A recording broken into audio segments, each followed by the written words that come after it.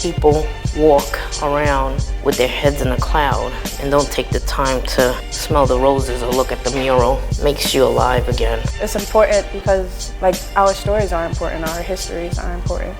Sometimes it's so hard to find the words, so it's fun to just to look at something and on some level this is something I could really connect to.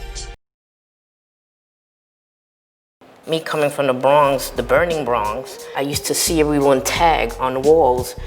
So while I was playing outside, I would tag on mostly abandoned buildings. And, it was just kind of stating my name. I wanted to see my name. I wanted to be heard. I wanted not to be invisible during that era. It was almost like a depression. The only thing that was an outlet was art. I grew up in East New York, Brooklyn, so my first connection to art was graffiti and cartooning. Transferring into my adult years, that's when I started to do murals and seeing the difference between graffiti and murals, and very thin lines, but one being considered illegal and one being legal. I have no art background whatsoever other than literature and writing. I taught myself how to do what I do. Going through the process of finding the right paint or the right paper or the right adhesive, I knew nothing of that, and I just had to do trial and error. And that was part of the fun too, to find the tools that I wanted to use and the medium that I wanted to play around with. Obviously, you can see that my character is very ethnic. I refuse to conform to whitewashing her. Keep my nose full and my lips full. I want the Bronx to come through, because most times you're not going to see the person that's painting. So I don't want you to assume. I want you to know as soon as you see her what she is. My personal work deals with histories that are erased and how we preserve those histories. So specifically focusing on the African diaspora and women of color, Black women, and telling our stories. So a lot of the images you'll see are children, volunteers, mothers, nurses. These are people who are innocent. They're just being thrown into the situation because of their government or because of some external forces. They're the heroes, They're the ones risking their neck for their community. I have a character now. She represents Puerto Rico and Puerto Rican, and she fights different causes. And without even writing what she's doing, people recognize what is the cause that she's fighting.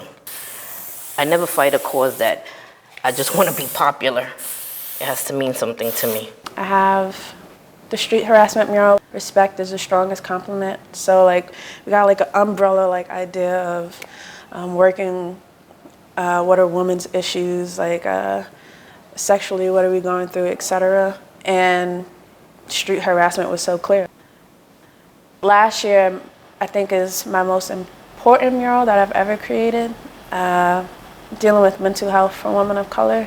It's always worth the risk to put someone's story up on a public wall. Even if it's a contract that's 5 years, that's 5 years someone's looking at that story every day when they walk by.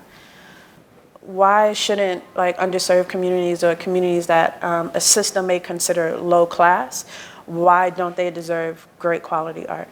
Or why don't they deserve their stories to be told? I would say it's not your traditional type of street art and graffiti. It's not always the prettiest thing to look at, but I think it's the most interesting, and that is what makes it beautiful. And it's when it's found in its environment and taken as a whole. I see our country as a community. So whatever happens to it, or what our country does to other countries, is something I want to comment on. This is a theme of standing up for the innocent and the marginalized, standing up for what's right. I really can't sit back and just stay quiet when some sort of atrocity happens. No one valued our work. Look what happened to 5 Point. No one valued it. But yet you come from Germany, and you'll come to our neighborhood that you've never even would have never stepped into on your own, and profit. Being a muralist, gentrification is a tough topic because I do murals in a lot of neighborhoods that I may have grown up in or have a lot of connection to, like their stories and their history. And often, if you're doing a mural in those neighborhoods, it's the first step of gentrification. A lot of times there are tensions, but it's also like, well, your story needs to be told. If I can have conversations with people in the community and be like, well, what do you want to see on this wall? Like this is a topic we were given. What do you think about this topic? Or like asking them, having those conversations every day, I think is definitely worth it. You'll notice that a lot of the condos that are going up, a lot of the more exclusive apartments going up, they'll have some sort of mural on the side of their building or some artwork going down this facade or something. Or if you go into the lobby, there'll be like some sort of quote unquote street art framed above the sofa or some shit, I don't know. If you see a mural going up on your building, you're screwed, your rent's gonna go up, so watch out. Most of the time, fellas would say, you're really good for a girl, whatever that means, because I was really good with letters. I really want to empower girls. I mean, the saying of we can do anything, but we have to show it. We can't just say it. It's a great way to let people know that they're not alone. If they're frustrated with a certain policy, if they're frustrated with the corruption, the violence, the ineptitude, I'm hoping my work kind of gives them like a little sense of relief. I want my legacy to be that I was here. Most important thing, being a Black woman and just seeing so many different histories and stories erased. Most important thing is that I was here and that I could like pass on whatever wisdom, knowledge I gain on this life journey, that it passes on to someone else. My art represents me.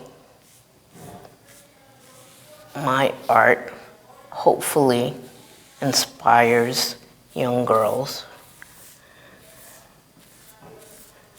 And my art can compete with any man. I challenge you. My art is powerful. My art is Black. My art is peace, my art is love, and my art is my truth.